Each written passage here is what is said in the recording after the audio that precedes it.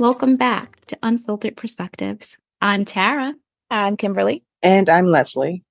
We are thrilled to have you join us today. We want to thank you for your incredible support and engagement. Your feedback, questions, and all your encouragement mean so much to us, and it really helps us to grow. This week, we're doing something special. It's all about you, our amazing listeners. We've gathered your questions and cannot wait to dive in. So whether you're seeking advice, looking for encouragement, or just curious about various topics, we have got you covered. Remember, at Unfiltered Perspectives, real talk leads to real growth, and every perspective is valued. Awesome. Tara always comes through with a great introduction to our topics. So, again, I want to thank you all as well for tuning in and listening and supporting. It's very encouraging. And so, we are going to address some of the questions today. And if we don't get to all of them today, we will definitely get around to them eventually. Kim, do you want to add anything before we get started? Nope, I'm just eager to get started. All righty. Okay, Tara, let's get into it, ladies. Tara, you want to come with the first listener question? I do. Okay. So our first question asks, who's responsible when the romance fades? Who's going first? I can try. I think that it's on a case by case basis. I don't think that you can say, oh, the husband is responsible, the boyfriend, the girlfriend, whatever. I think it's something that can happen, but it takes two people, just like it takes two people to make a relationship work. It is the responsibility, or it falls on both people in a relationship to make sure that things continue. There are little things that either partner can do to try to ensure that things keep rolling on a happy path. Mm-hmm. Yeah, I agree with that. It does take both parties. And it's not one or the other's full responsibility. If you're in a relationship and you feel like the romance is fading, I don't know that it's your responsibility, but the person that recognizes that things are changing or things are fading, I would hope that that person would be the one to take the initiative to try to address the situation, maybe do things a little bit differently, maybe incorporate new things or try to, start doing some of the things that may have been missing because the other party may not even realize that things are changing. So you can't wait for that other person to initiate a change in something that they don't recognize. Mm-hmm. So if you notice it, then you take the initiative to change what's happening in the relationship in that area. Yeah. And the key word here for me is fading, right? Because fading suggests it's gradual. And so for this like gradual fading, it really has to be a both person thing. One of the ways that we don't show up in relationships is we give our best to people like outside of our close relationship. And then the people that we are closest to get what's left over. And Mm-hmm. so we should be giving our best. I'm trying to avoid the should word. But I think we want to be giving our best to our closest and most intimate relationships and not saving what's left over for them. Mm-hmm. Absolutely agree. I agree. All righty. The next question. What do you do when what used to work in a relationship doesn't anymore? Leave. Oh, no. Just kidding. But I will say maybe try something new. I mean, Right. Yeah, it goes back to what I said previously. If you recognize that something's not working, you you try something new. You have a conversation. Hey, Thank we you. used to do this, and I realized that, I don't get the same response or any response, or it doesn't do what it used to do. Or, you have to have the conversation to find out why this worked before and it's not working now. And what do we do? Do we let's try this or let's try that, or you have to communicate that though. Mhm. That is a wonderful response. And I had wanted to say this earlier before we talked about changing what we do, finding new actions, but not once don't think that we mentioned having a conversation with your partner. Yeah. Have the conversation.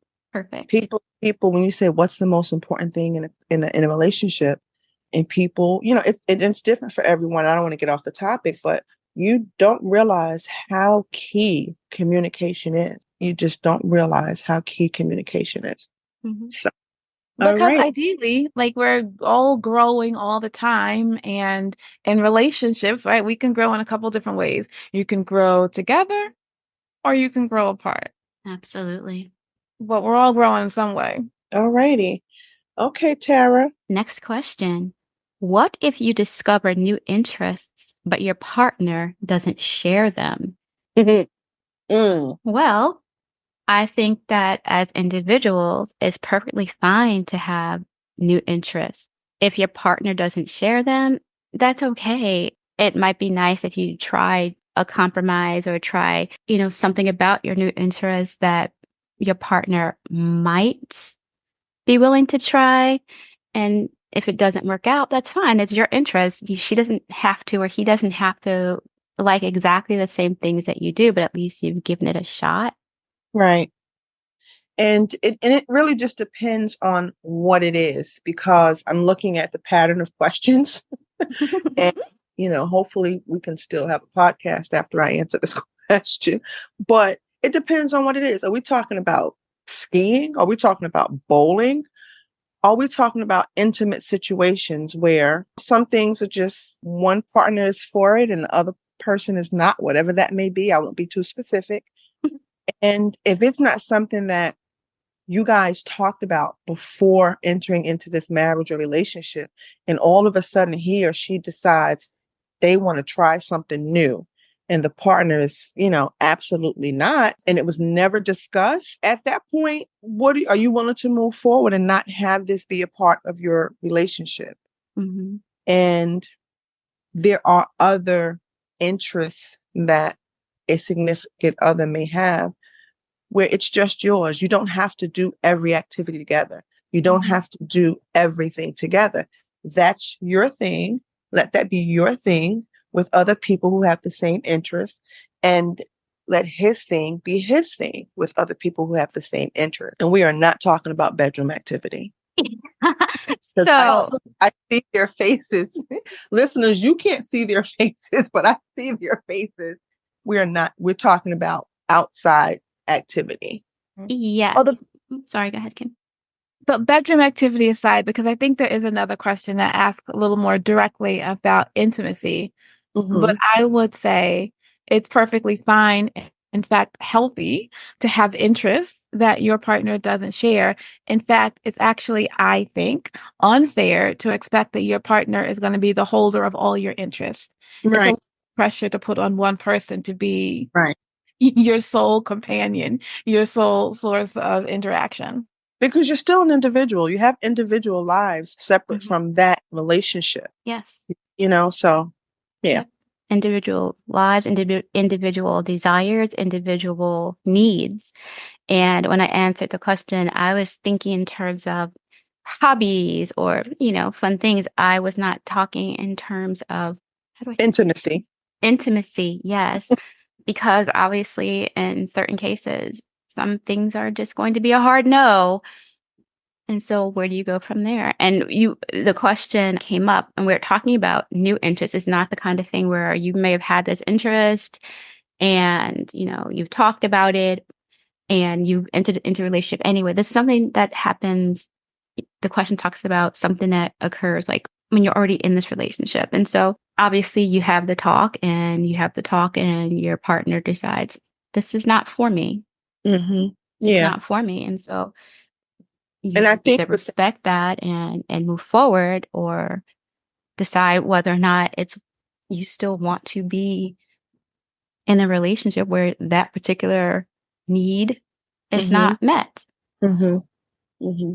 And I guess because I've had conversations with friends who were in a relationship or are in a relationship, and intimacy issues were a problem because there was not a particular interest before the marriage and it came later. So I addressed, I addressed both. But let's safely move on to the next question. Well, you say safely move on. Our next question is, what if your personal needs no longer align with your partner's? And I think we've answered that question. We I have. think. Okay. Next. All right, next. How can you discuss intimacy issues with your partner in a respectful way? In a respectful way? In a respectful way, yeah. And I think the respectful thing is important here because obviously if something isn't working for you, you can just flat out say it and you can be rude about it and that'll get you nowhere. That just might get you completely cut off. But in a respectful way. I So, don't I even mean, know I think the, that. go ahead. I don't even know how to answer that question because I would hope that all of your communication is being communicated in a respectful way. Mm-hmm. You have the conversation. You ask the question, "Hey, we're lacking this. I'm missing this. I need this. What do you know?" I don't know. I don't know how to answer that question because all of the communication should be respectful. It should be, but a lot of times it's not. So I Well, think what's stressed here. I'm sorry, Kim. If it's not, why are we even discussing intimacy if we can't even have a respectful conversation? That's true, but it's life. So what I would stress here is actually listening. And I heard this recently, so I want to repeat it, that we have 2 ears and one mouth Right. for a reason, right? That we want to be listening twice as much as we're talking. But so what do you say or how do you bring it up in a way that doesn't hurt somebody's feelings? So because I think actually when we talk about how to have this conversation, this discussion in a way that is respectful, where the respect or lack of respect comes in actually isn't in the bringing it up. It's in the listening for the response and then Okay. how we're responding. But I think that sometimes it is in bringing it up. Give me an example. Yeah, I was going to ask one example too because I'm not understanding, and I don't have to, it's okay, but I'm not understanding how you have a partner and there's a challenge with bringing up intimacy. It's not making sense to me. I can't make it sense. Okay, so an example in a situation, let's say you're a couple and he's just not doing it for you. Just plain and simple. He's not doing it for you. And you tried this, you tried that, but it's just not working for you. Okay, so a person wants to bring up to their partner that they're unsatisfied in their sexual relationship. Right. In a way that's respectful. I think one way that I would approach that is respectful is I would lean into what parts of the relationship are satisfying. Sort of set that table and then bring up, and these things aren't. Right? If there's nothing working for me, then I think our problem is actually something different, right? But if there's some things in the relationship which maybe aren't the sexual parts, right? Maybe there are other parts, non-sexual parts of the relationship, anything. But I think I would lean into what is working, what I am appreciating, and then move on to the places where there's challenge. I like that idea. Yeah. So like, let's say two goods and then a not so good. Yeah. It's kind of like, I love that you do this and I love that we do that. And I love that we spent this time together. But, when it comes to, I don't know. Yeah, I get what Kim's saying. Like, you start with that positive and then just kind of, I wish that we could do more of this, that, or the other. Maybe lean in with I wish that we could rather than I'm not okay with, because it still sounds like you're ending with a positive. Okay. I like that. Does that make sense? Yeah. Yeah. So you lean in with something that would be A goal rather than something that is disappointing. Something that's lacking. Possibility as opposed to a shutting down. Yeah. I don't like shuts it down. Whereas I wish we could opens things up. Right. I just came up with that. Good. It's perfect. Let's see. Next question. Is it helpful for couples to use educational tools to enhance their relationship? Yes, it is. That's why they're educational tools. Can you please define educational tools? I thought about this question. Because I would say, sure, absolutely. Educational tools, books, movies can be helpful. Educational tools are different than Google or my friend at work. And so I would say an educational tool, right, that I would think could be helpful is a therapist. And so books or movies, obviously. A therapist, if that is in your budget, pastor, if that is somebody who you turn to, could be equipped to help in relationship counseling. I mean, I personally equipped to help in that. I am a pastor and I'm equipped to help in that way.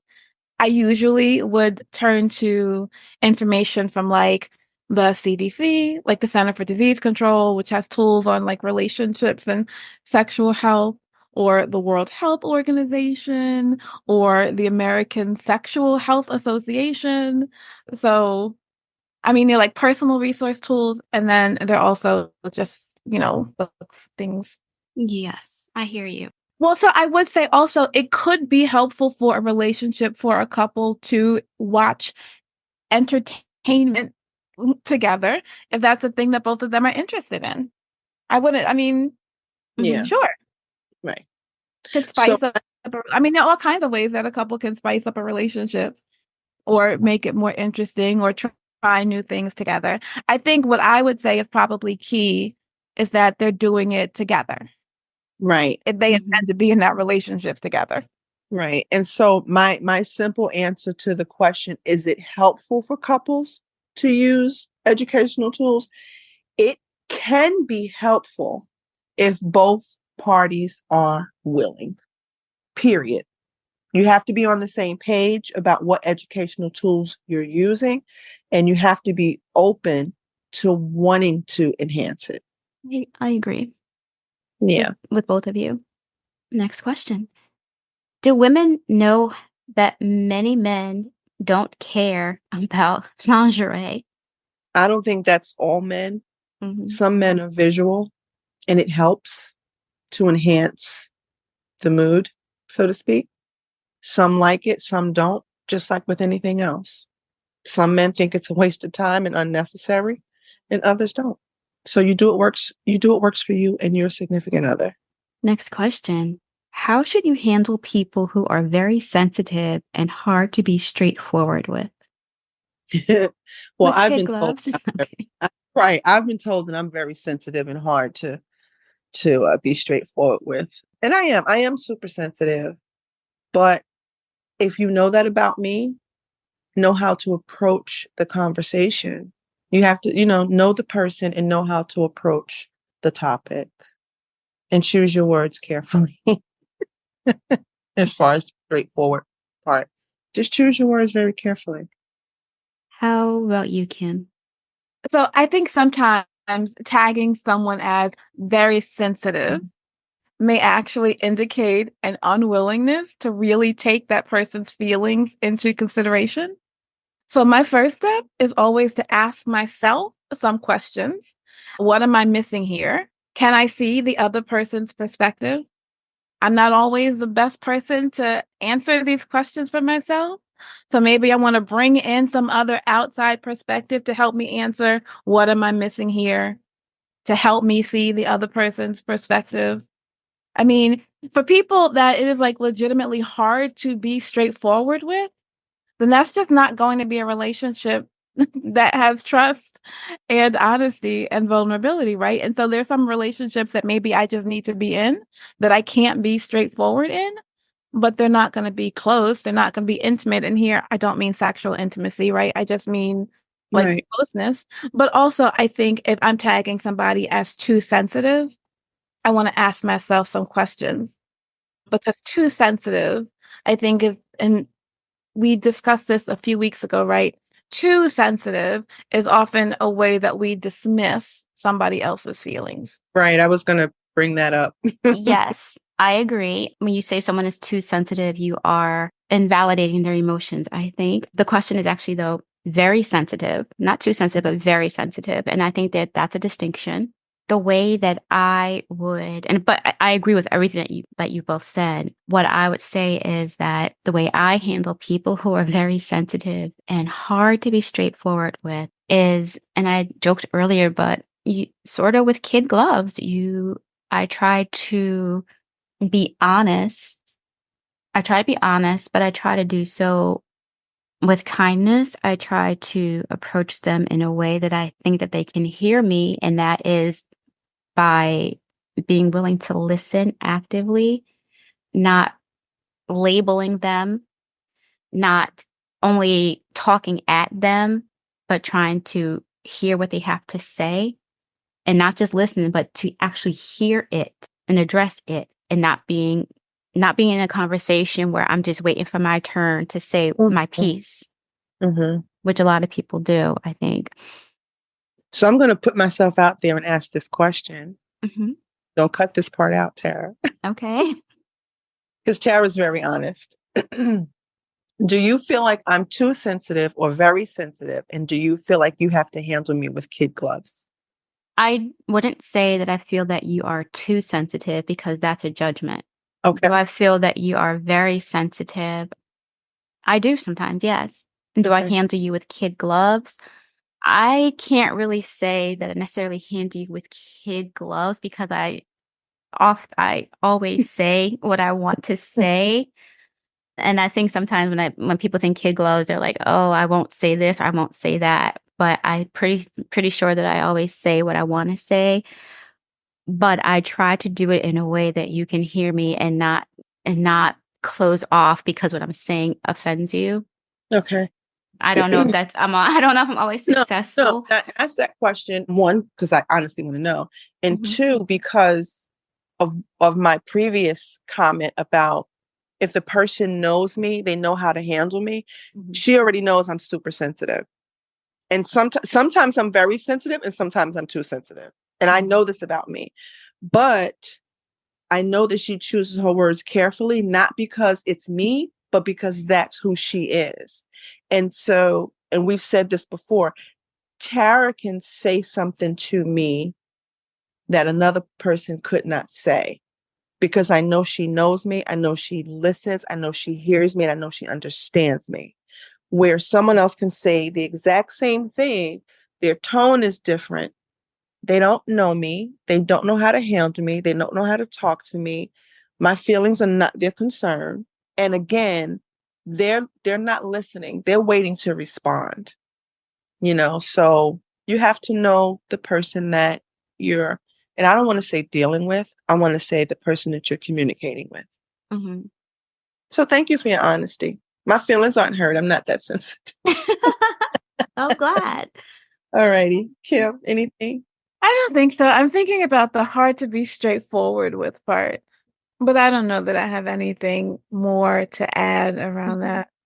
Well, I know that some people think that it's sometimes hard to be straightforward because you don't want to hurt people's feelings, and they feel that if they speak their honest opinion in the only way that they know how, that the person is going to be hurt. And I don't think that's many people's goal. You don't want to hurt somebody you care about. You don't want to hurt somebody that you're talking to, but people feel like they can't say what's really on their mind in the way they want to say it because the person won't accept it. They'll automatically just reject whatever it is that you're offering because it doesn't meet with, how they feel they should be approached. And so you're not going to be hurt and they're automatically going to become offended and just not hear you or cut you off or just say, you know what, I'm done with you for now. Yeah. And that's real. That's real life. Yeah. You make me think of this phrase people say, oh, I'm brutally honest, which just rubs me the wrong way, right? Because I feel like you can be honest without being brutal, right? I don't think I want to be brutal in any kind of like loving relationship. But we do say a lot in the circles that I run in that we like really challenge ourselves to speak the truth in love. Yeah. But, we'll speak that truth. Truth doesn't have to hurt. It doesn't. It's a lot. It has a lot to do with your delivery. Yeah. So, all righty. All right. And this one, it's not a question, but it was an interesting comment that came up. And so I just wanted to read it for us. And it says, my journey was really bumpy for a while, but I made it through. Success for me is being self-sufficient. It doesn't bother me what others think of me. And I don't allow people to rent space in my head. I know how far I've come. And I just thought that was like just such a beautiful, beautiful, beautiful response. And so I think this comment came from the episode we did, What Does Success Look Like to You, or something along those lines. So listen, if you haven't heard that, go back and listen to it. That's the first thing. And that's very true. I think it was from failure to success or something like Yeah. that. Yeah. It's good when you're in a place where it doesn't bother you what others think.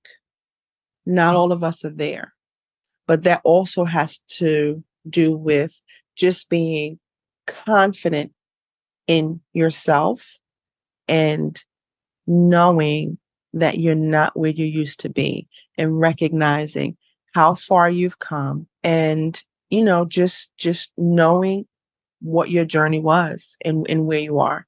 Mm-hmm. So I do appreciate that listener's comment as well.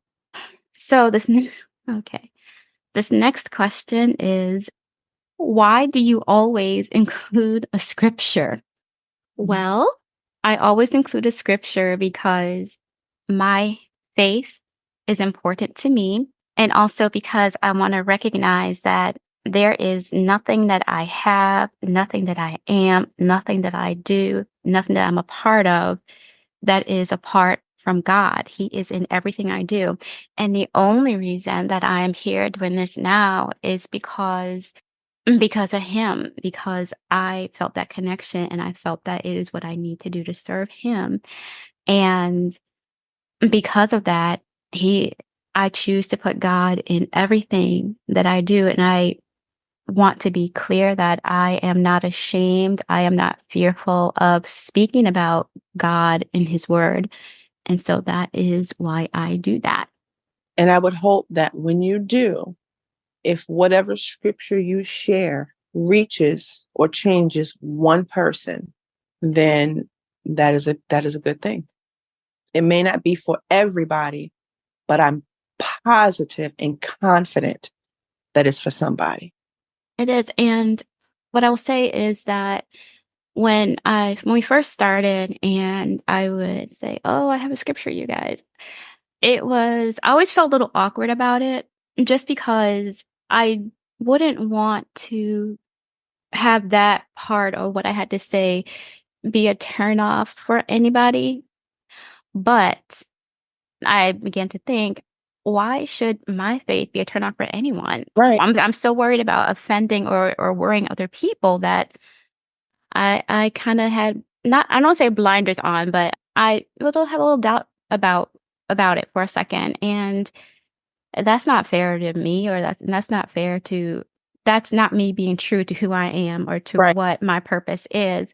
And I want to thank Kimberly, because after one of our recordings, she said, you know what? Stop apologizing. Stop Mm-hmm. apologizing for your faith. And she's absolutely right. And so I thank her for that. So maybe not blinders on, but a muzzle on. Yeah. And so I will say, I think we're pretty clear, and we talk about this now on a much more regular basis. Our faith is very different. Our understanding of what God is and how God works is also very different from each other. The place of scripture in our life is very different. And I still say, you do you, as our other sister would say, you do you, boo. Right. It's very different, and it's okay. Mm-hmm. It's okay. And I actually was talking to a new listener last week, and she told me that she appreciates that I do that because it helps her. She actually looks forward to that.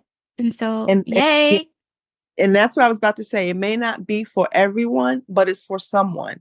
And that listener that you spoke to in that moment, she was that someone. Because as we're talking, I can't wait to see what scripture you're going to end with. Uh-oh. Did I Oh, you prepare don't one have this time? No, I have one. Of oh, course but I have one. I look forward. I look forward to the scripture. I enjoy the scripture. So you keep doing what you say. You do you, boo.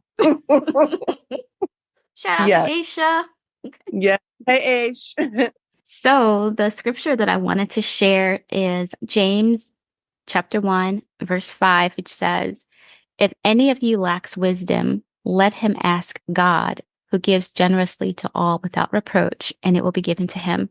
And I thought that was a nice one to add here for this question and answer session because, as we spoke about before, I think that to think that I can obtain knowledge and wisdom myself is silly because I can't. I can't do anything apart from God. And I think it's Psalms and Proverbs, we are always told to instruct and seek wisdom and knowledge repeatedly. And James, that verse tells us how to do it by turning to God. Yeah. Awesome. Thank you for sharing that scripture with us today. Okay, let me try to read one of these. Tara's been reading all of them. Oh, how do you ladies come up with your topics? I don't know how we came up with the first one. And I don't know if you guys agree, but it seems like as we're doing the topics, as we're doing these podcasts, something will come up in the conversation that will take us right into our next topic. Mm-hmm. It hasn't failed yet. I think the first one came up out of conversation that you and I had.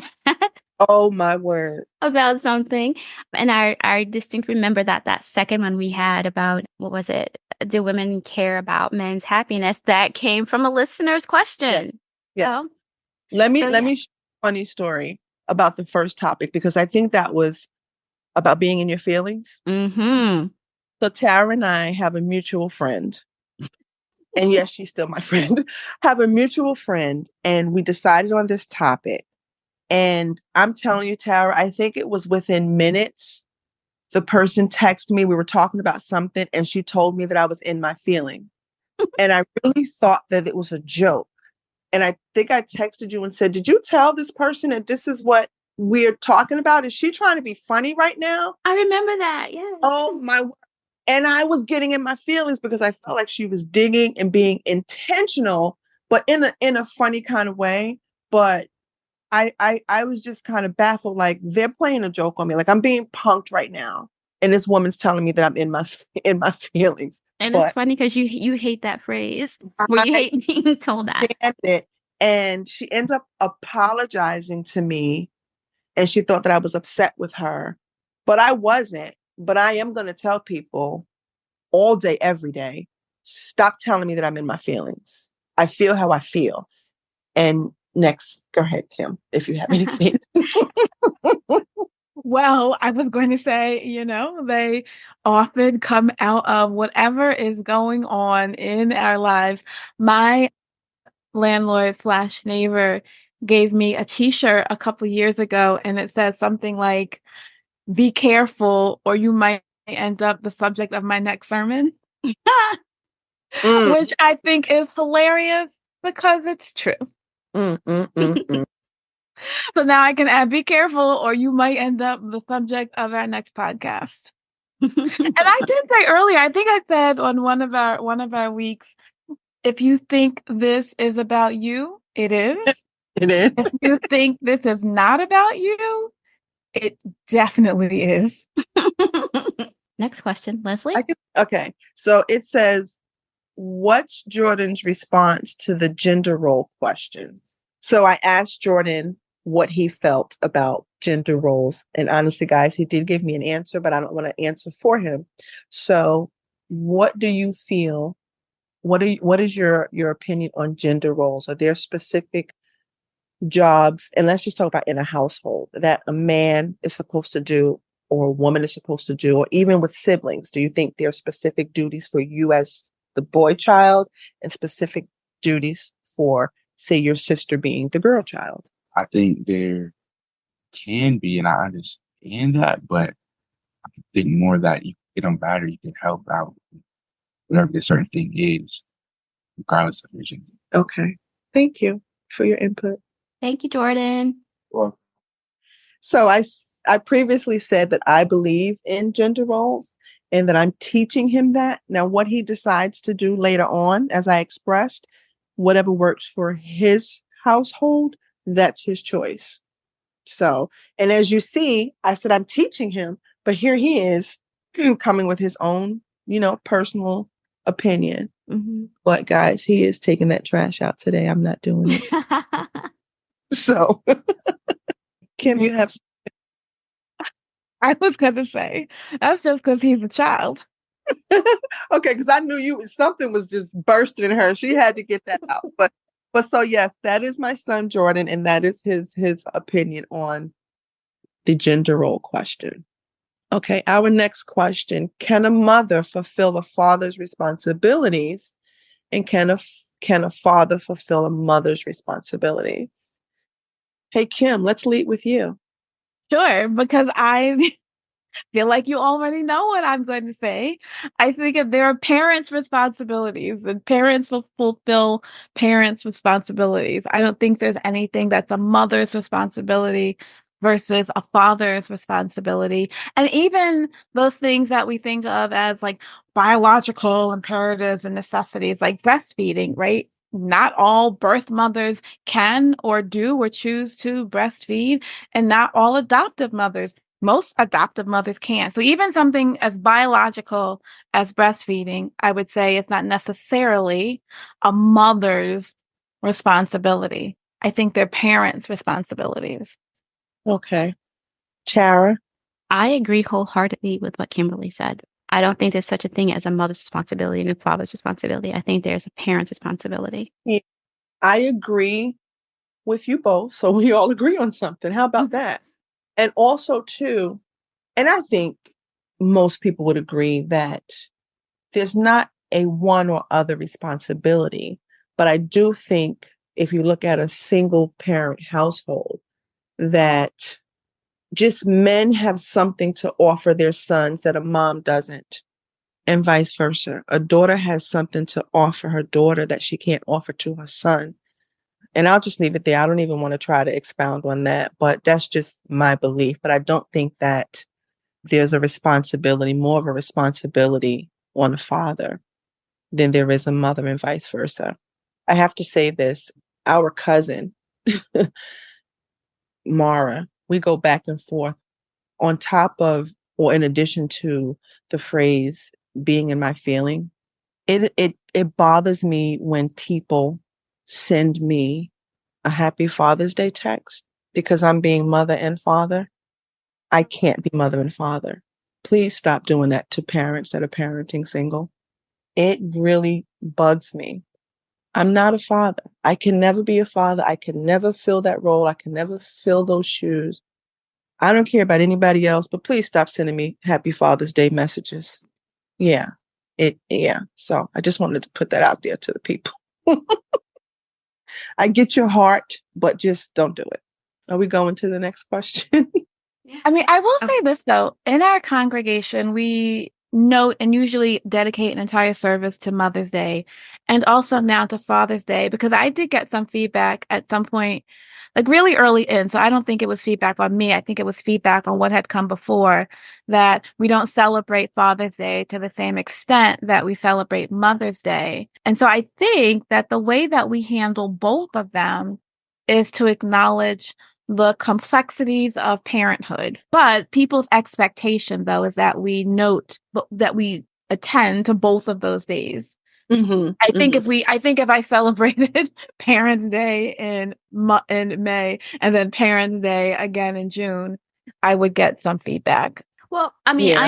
I understand that, and I understand wanting to celebrate mothers, wanting to celebrate fathers, or those who hold those roles. But I don't see that the responsibilities are different. I see that they're the same, and that's to raise Right. a healthy and citizen, a healthy child. Yeah. Because again, in saying, and let me look at it, can a mother fulfill a father's responsibilities? And vice versa, can a father fulfill a mother's? That to me, tell me if I'm wrong or if you disagree, that to me takes us right back to maybe gender roles. It does. Absolutely. Okay. It does. So Oh, mhm. And when I say healthy, I don't mean like physically Oh, healthy. I mean like of sound, a good person, a good yeah, a good, person. well-rounded. Yeah, yeah. Okay. Next question. We're coming to the end soon. How do you handle if someone hurts your feelings and doesn't care? Can I end how I started? Leave. Just Right. kidding. But I do want to say, if somebody hurts your feelings and doesn't care, I hope that leaving is on the table for you, because it depends on what you expect from the relationship and really what you will tolerate, right? There might be people in the world who don't care about my feelings that I don't need to be in relationship with, right? Right. And for those people, I just keep it moving. Right. Hate is gonna hate. I'm Yeah. just gonna shake it off. But Yeah. then I did get that in there. You sure did. I'm so happy for Hope we you. don't get sued. Oh But God. then there are like relationships, right, that I feel like I need to be in. For a relationship that I feel like I need to be in, that the other person doesn't care about my feelings. It might be actually time for me to end that relationship. It might be that if the option, if we're talking about family, is estrangement and like leaving, estrangement doesn't feel tenable, then maybe I just want to set some boundaries around how open and Mm-hmm. vulnerable Mhm. I am, Mm-hmm. that I'm not really putting myself in a position where my feelings, or I'm really trying to protect myself from being in a position where my feelings can be hurt. Mhm. Yeah. And, that is going to be a relationship that doesn't have a lot of warmth or intimacy. Yeah. Yeah. I totally agree. How do you handle them? From a distance. From a distance. You limit your interaction. You protect your peace. Period. And it may take some time getting there, especially if it's a loved one. And if it's repeated behavior that you've addressed over and over and over again, now it's time for separation. Now it's time for limited communication, limited interaction. Yeah, that's it. Boundaries, distance. Why do men withdraw when women get emotional? First of all, let's eliminate the phrase get emotional, because what does that even mean? Because I'm being vulnerable, because I'm sharing my feelings and telling you my truth, we consider that get emotional. I think men withdraw because of several reasons. It may push them to be vulnerable, which they may not be comfortable with, or they're not hearing you, they're not sensitive and understanding whatever it is you may be going through in that moment. And it may force them to tell some truths that they're not ready to tell. Does this sound personal? It's because it is. So there's that. I think that sometimes it is because they're not equipped to handle when people are expressing emotions that to them feel threatening or they don't know how to respond to. They don't, may not want to say the wrong thing or do the wrong thing, or they just feel uncomfortable being faced with that, being faced with it. And so they withdraw. They don't want to engage. They want to leave until it's over. Mm, So what men, some men, hashtag not all men, Mhm. lack emotional competency, right? Is that what you're saying? I am saying that, but also I think also sometimes it goes back to what we talked about when we're talking about gender roles and how a lot of times men are raised to be unemotional. They're raised to be mhm, stoic. They're raised to be strong. And so when they are faced with something that is opposite of that, they don't know how or what to do because mm, maybe they've not experienced someone handling their emotions that are vulnerable. mm. Okay. The last question is, at what point should one cut their siblings off if they keep seriously injuring and hurting, as well as taking advantage, such as financially or constantly attempting to emotionally manipulate them? That's So kind I of a think I'm heavy. taking cut off to mean estrangement. And I think I would say, sort of similar to what I said before, estrangement is serious. It's not always irreversible, right? So I don't know. I think that line is going to be different for every person. Like, what are you willing to tolerate? Are you able to be in a relationship and protect those parts of yourself that need protecting? Yeah. Again, I think I said it previously. When it gets to the point where you've addressed issues and the cycle is being repeated and you're not at peace and the relationship is toxic, you have to do what's best for you in that moment. It's unfortunate, but it's you versus my peace. So, Or you versus my health. right. You versus my stability. Yeah. All things. So, whatever's going on, whether you're being taken advantage of financially, whether you're being emotionally abused, mentally, whatever the case may be, that's a hurtful situation. But if every time you're in this person's presence or you're talking to this person and you leave that conversation or you leave that space and your peace is just broken or they break you down, it's time. That's the time. It's unfortunate, but we see it. Yeah. You're right. I mean, I do want to stress again, though, right? Because cut off, which I'm taking to mean estrangement, is, though, I mean, it is a very serious escalation. And if there are other family members involved, it's hard to not involve other family members in that kind of an escalation. And so I would hope that before things get to that point, that people have tried other things, right? That you've tried actually addressing those particular issues head on with straightforwardness and listening, all those things that we have talked about earlier in this conversation, right? That we are like doing some things to actually address the problem before getting to the point of cut off. Correct.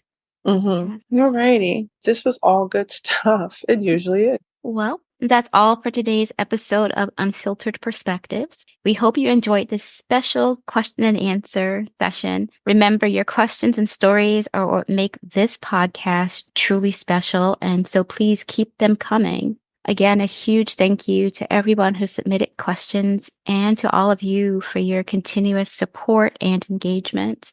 We couldn't do this without you, and we're so grateful to have you as part of our community. If you've enjoyed today's episode, please share it with a friend and be sure to tune in for a new one every Thursday morning. Don't forget to leave a review and subscribe so you never miss an episode. We love to hear your thoughts. There are some new ways to find us. You can email us as always at unfilteredperspectives@outlook.com. We'd love to hear from you. You can also now find us on Facebook as Unfiltered Perspectives and on Instagram as Unfiltered Perspectives IG and YouTube. I'm Tara. I'm Leslie. I'm Kimberly. Thanks for listening.